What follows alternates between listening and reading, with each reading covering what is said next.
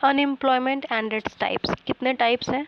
Structural unemployment, cyclic unemployment, frictional unemployment, seasonal unemployment, disguised unemployment, under employment, voluntary unemployment, chronic unemployment. 8 types के unemployment है। Structural unemployment क्या होता है? वो unemployment जो कि इंडस्ट्रियल अगर रीऑर्गेनाइजेशन हो रहा है, ठीक है, टेक्नोलॉजिकल चेंज हो रहा है, कुछ समय के लिए फैक्ट्री में काम नहीं हो रही है, तो कुछ फ्लक्चुएशंस हो जाते हैं सप्लाई डिमांड में, तब जो अनएम्प्लॉयमेंट होती है उसे कहते हैं स्ट्रक्चरल अनएम्प्लॉयमेंट। साइक्लिक अनएम्प्लॉयमेंट क्या होती है? हर बिजनेस साइकिल जो है वो एक रिसेशन और डिप्रेशन के फेज से गुजरती है और फिर बाद में ग्रोथ होता है, तो कभी कभी अनएम्प्लॉयमेंट हो जाती है, तो इसे कहते हैं साइक्लिक अनएम्प्लॉयमेंट। फ्रिक्शनल अनएम्प्लॉयमेंट क्या होता है? जैसे कि स्ट्राइक हो जाता है, लॉकडाउन्स हो जाते हैं, बहुत सारे वर्कर्स जो हैं कुछ समय के लिए काम से दूर हो जाते हैं, तो उसको फ्रिक्शनल अनएम्प्लॉयमेंट कहते हैं। ये अनएम्प्लॉयमेंट जो है इंसान तब फेस करता है जब वो एक जॉब से दूसरी जॉब में भी शिफ्ट करता है।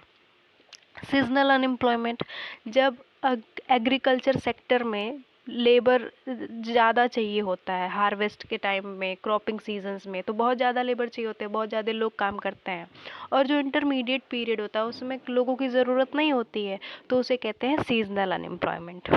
डिस्गाइज्ड अनएम्प्लॉयमेंट क्या होता है?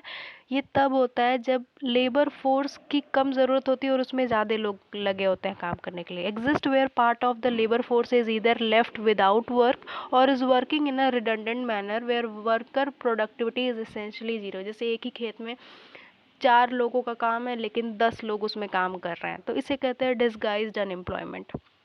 अंडर एम्प्लॉयमेंट क्या होता है?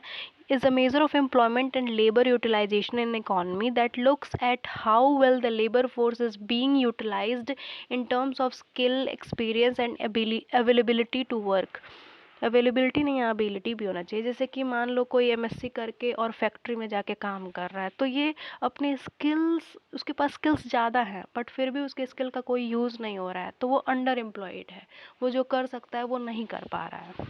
वॉलेंट्री अनएम्प्लॉयमेंट क्या होता है? कि बहुत सारे पीपल हैं, लोग हैं जो कि हायर एजुकेशन करने के चक्कर में जॉब नहीं लेते हैं। कुछ पीपल रिज़ाइन कर देते हैं जॉब से ताकि दूसरी अच्छी बेटर जॉब ले सकें, तो ये सब वॉलेंट्री अनएम्प्लॉयमेंट होती है।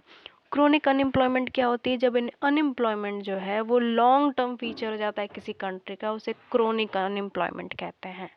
ये सारे अनएम्प्लॉयमेंट के टाइप्स हैं।